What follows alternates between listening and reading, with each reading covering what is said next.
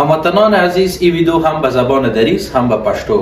زه اول د پښتو برخه را کوم، دویم برخه د دری برخه ده.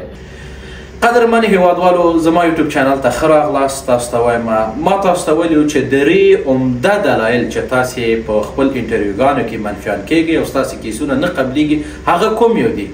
په تشریحي ډول ما تاسو ته ګورئ، په دې لاندې ډسکرپشن کې ټول تاسو ته لیکلي، تاسې هغه خلاص کړئ، ولولئ او د هغه په اساس خپل کیس آماده کړئ. تر ټولو مهم دا دی کله چې تاسې خپل کیسونه ارائه کوئ، دا درې عمده عوامل همدغه دي. اول چې تاسې باید په کیسونو کې رښتیني اوسئ. دا چې تاسې رښتیني یاستئ، څنګه خپل کیس وړاندې کوئ؟ تاسې په دې ډسکرپشن کې ګورئ، ما الف بی جیم دال تاسو ته لیکلي دي چې دغه 4 پوینټه باید په نظر کې ولرئ. دویم، کله چې تاسې خپل کیس ورکوئ، حقایقو په بنا باندې خبرې وکړئ. تاسې افواهي خبرې مه کوئ، تاسې اضافي خبرې مه کوئ، تاسې هغه خبرې مه کوئ چې هغه حقیقت نه لري، وړاو که تاسو ته کوچنی حقیقت هم وي او هغه ستاسو په ضرر باندې تمامیږي، هغه ارایه کوي، ورته ووایئ.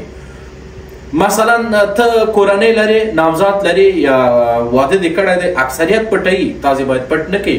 هو زه میرمن لرم، زما بچیان او زما میرمن په افغانستان کې پاتې دي، چې دوی پوه شي. او که چیرې ته وایې چې نه او ستا سن هم هغه ته ایجاب نه کوي، یعنې ته یې 32 کلن یا 15 کلن دا موضوع کې، هغه د کیس آفیسر ټول موضوعات ستاسې لولي او هغه پوهېږي. کله چې تاسې خبرې کوئ، ستاسې حقیقت باندې پوهېږي.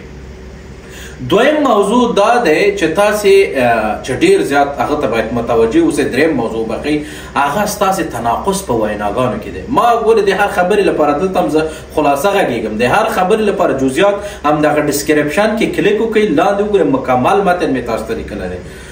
دریم موضوع دا دی چې تاسې باید هغه کوم کیس آفیسر سره چې خبرې کوئ یا خپل کیس ورته ورکوئ، هغه سره آی کانټاکټ ولرئ، یعنې د سترګو تماس باید ولرئ.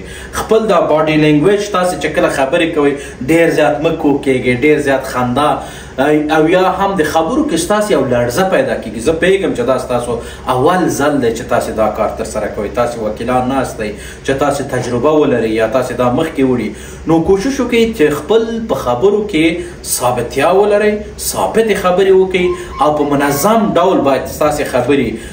تر ټولو مهم دا دی چې تاسې مخکې د مخکې نه باید ځان سره نوټ لیکلی، هغه هم ځان سره مرور کړی، خپل ملګري سره خپل کیس تاسې تکرار کړئ او دغه درې شیانه چې ما تاسو ته لیکلي دا په مشخص ډول لاندې لاړ شئ، ولولئ او هغه خپل په ذهن او فکر کې په یاد ولرئ.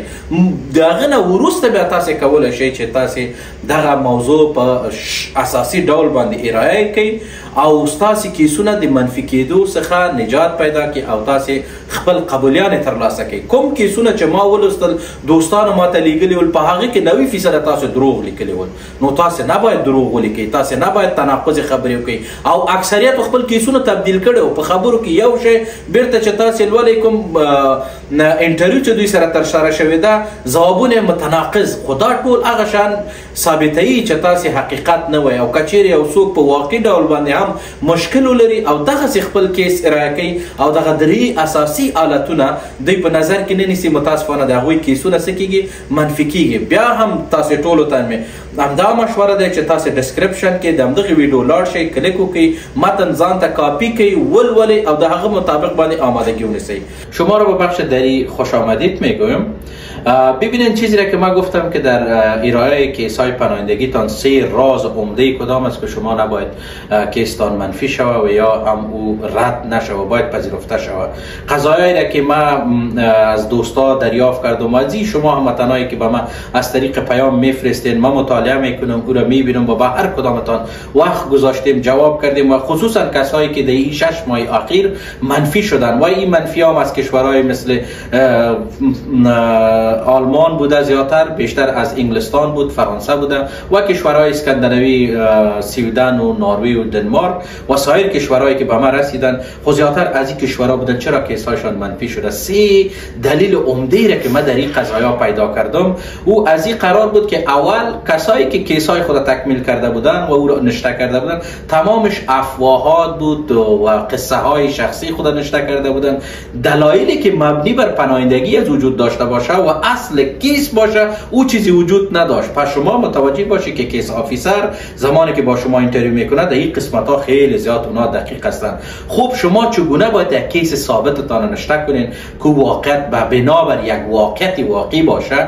او را من در دسکریپشن از این ویدیو شما کلیک کنین ببینین به امی 1 2 3 برتان نشته کردیم و برای هر کدامش الف ب جیم دال اما نقطه های مهم برتان ذکر کردیم که نمیخوایم تمامش در ویدیو برتان بگیم که ویدیو طولانی نشه. دوم موضوع زمانی که من این را مطالعه کردم و دیدم دوم موضوعی که بسیار زیاد مشکل داشت هموطنان ما تناقض در گفتارشان بود. اینا کیس خود تهیه کردن چون اساس کیس اشتباه بود، یک تخیلی یک کسی یک موضوع را حرف زده بود اینا نشته کرده بودن. زمانی که بر جواب میاد تناقض در گفتارشان زیاد بود. یک سوال به 3 شکل جواب دادن. پس این تناقض در گفتار خودش دلیل بر منفی شدنتان است و به یک سوال اینا نتونستند که جواب واقعی را به یک شکل ارائه کنند. شما کوشش کنید که در همچو قضایا شما استوار بمانید و به یک سوال یک نوع جواب ارائه کنید ولو که هزار شیوه به از شما او سوال پرسیده شود. و دومی که در حین جواب دادن سوالات کدام موضوعات باید شما مورد نظر بگیرید. بازم در دسکریپشن ویدیو شما ببینید که ما برتان نشته کردیم یکی برتان توضیح دادیم. او را باید شما مراعات کنید و مطابق از او پیش برید. سومی دلیل عمده ای که کیس ها منفی میشن و پذیرفته نمیشه او هم از این قبیل بود که اکثر هموطنان ما بادی لنگویج یعنی زمانی که شما صحبت میکنین این شیوه برخورد شما باید او سالم باشه، واقعی باشه و نرمال باشه. یعنی آی کانتاکت یعنی ارتباط چشمی با جانب مقابل داشته باشین.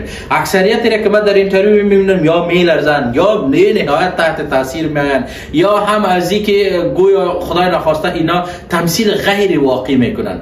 بهتر از است که شما از قبل آمادگی داشته باشین. من در ویدیوهای قبلی بر شما گفتیم ویدیویی که در قسمت آمادگی اینترویو شماست و به خاطر سوالات اینترویو چگونه جواب کنید در یوتیوب چینل موجود داره، برین اون شما مشاهده کنین کدام نوع سوالات از او را مشاهده کنین ببینین. اکثریت در این مرحله اشتباه میکنن و اینا قبل از اینکه آمادگی داشته باشن تکرار کنن با دوست خود ارائه کنن و شیوه ارائه کردن آی کانتاکت به کدام نوع باشه، نه از اینکه زیاد قار نه از اینکه زیاد خفه، نه به شکل نرمال چگونه باشین.